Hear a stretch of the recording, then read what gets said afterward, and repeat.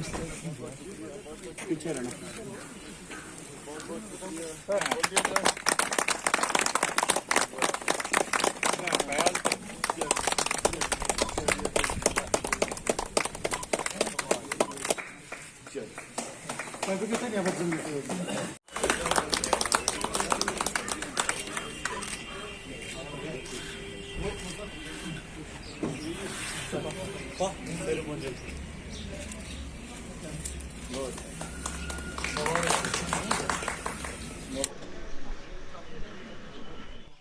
महिलाएं समाज में रहते हुए भी अलग अलग तरह के क्राइम का शिकार होती हैं और मुश्किल ये होती है कि पहले तो महिलाओं का जहाँ पर क्राइम का तल्लुक है उसकी रिपोर्टिंग ज़्यादातर नहीं होती है, और होती भी है तो अगर मेल थाने में जाके रिपोर्ट करना पड़ता है तो 10 तरह की इनहिबिशंस होती हैं, प्रॉब्लम्स होती हैं और हिचकिचाहट होती है अपनी बात कहने में, बताने में। इसीलिए गवर्नमेंट ऑफ इंडिया की scheme, ministry of home affairs की स्कीम के तहत के जगह जगह पर वुमेन पुलिस स्टेशन बनाए जाएं, उसी स्कीम के तहत हम रेंज लेवल पे महिला पुलिस स्टेशन लगभग हर रेंज में बना चुके हैं। ये आखिरी जगह है शायद जो इस एरिया की जिसमें रेंज के अलावा नया थाना तमीर हुआ है। इससे पहले अनंतनाग का थाना इनॉग्रेट हो चुका है। रेंज इतनी ज़्यादा बड़ी है कि अगर सारे ज़िले जा कर के अनंतनाग में रिपोर्ट करेंगे तो बहुत सारा सफ़र तय करना पड़ता है। इसलिए ये सोचा गया कि कम से कम एक थाना इस एरिया में हो जो अवंतीपुर पुलवामा को साथ में केटर करे, और उसके अलावा कोई बंदिश नहीं है कि कोई शोपियां से आके या बाकी जगह से जहाँ पर रिपोर्ट नहीं कर सकता है। कोई भी क्राइम किसी भी तरह का किसी भी थाने में रिपोर्ट हो सकता है, उसके लिए कोई बंदिश नहीं है। ये थाना इसलिए खोला गया कि इस एरिया में कोई भी महिलाओं से रिलेटेड जो क्राइम है उसको रिपोर्ट करने के लिए एक तो ज़्यादा सफ़र तय न करना पड़े, दूसरा महिलाओं की रिपोर्ट दर्ज करने के लिए महिला पुलिस ऑफिसर और महिला स्टाफ ही जहाँ पर तैनात किया गया है, आपको अपनी रिपोर्ट देते हुए किस तरह की हिचकिचाहट ना हो। तीसरा, महिला के एंगल से अगर कोई विक्टिम महिला है उसके नज़रिए से उस क्राइम को देखते हुए उसको सॉर्ट आउट करने की कोशिश करती हैं। इसमें दोनों तरह की चीज़ें रहती हैं। ज़्यादा कोशिश ये भी रहती है कि एमिकेबल सेटलमेंट ज़्यादा केसेस की हो जाए, क्योंकि बहुत सारे डिस्प्यूट्स फैमिली के अंदर के डिस्प्यूट होते हैं, हस्बैंड वाइफ के डिस्प्यूट होते हैं, और कोशिश ये रहती है कि फैमिली टूटने की बजाय फैमिली जुड़ा रहे, फैमिली बना रहे। इसके लिए महिलाएं इस चीज़ को ज़्यादा अच्छे से हैंडल भी करती, ज़्यादा अच्छे से समझती भी हैं। इसीलिए ये थाना जो है इस एरिया के अंदर खोला गया।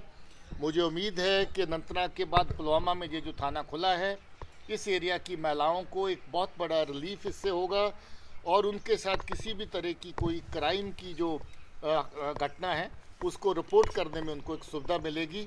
यही इस थाने का मंतव्य है। सर, इन्फिल्ट्रेशन की हर कोशिश के लिए बॉर्डर की जो सिक्योरिटी की व्यवस्था है वो पर्याप्त है, इफेक्टिव है, और हर तरह की सिक्योरिटी के इंतजाम किए गए हैं। बहुत हद तक इन्फिल्ट्रेशन जो है उसको चेक किया गया है। बीच में कुछ एक वाक़ात हुए हैं जिसमें सरहद के ऊपर इनकाउंटर हुए और इन्फिल्ट्रेट करने वाले लोग मारे गए। कुछ वाक़ात ऐसे भी हुए जहां इन्फिल्ट्रेशन हो कर के लोग आगे आ गए, अंदर आकर के इनकाउंटर हुए, ऑपरेशंस के दौरान मारे गए। इक्का दुक्का लोग कहीं बचे बचाए भी हैं, उनकी अब मालूमात हमारे पास है, उनके खिलाफ ऑपरेशन जारी हैं। विंटर के चलते सुरक्षा की ग्रिड जो है पहले से मजबूत है, उसको और सतर्क रखा गया है ताकि विंटर के दौरान आने वाले टाइम पे इन्फिल्ट्रेशन ज़्यादा ना हो पाए। टारगेट किया है पुलिस ने यहाँ पर। टारगेट किलिंग का लगभग हर केस सॉल्व हो चुका है।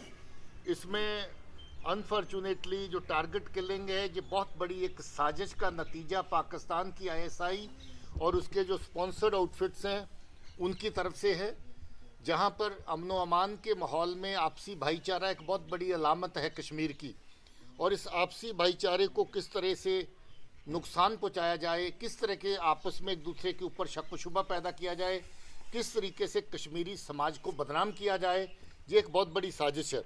ये साजिश इसलिए है क्योंकि कश्मीर का अवाम आज अमन के साथ खड़ा है।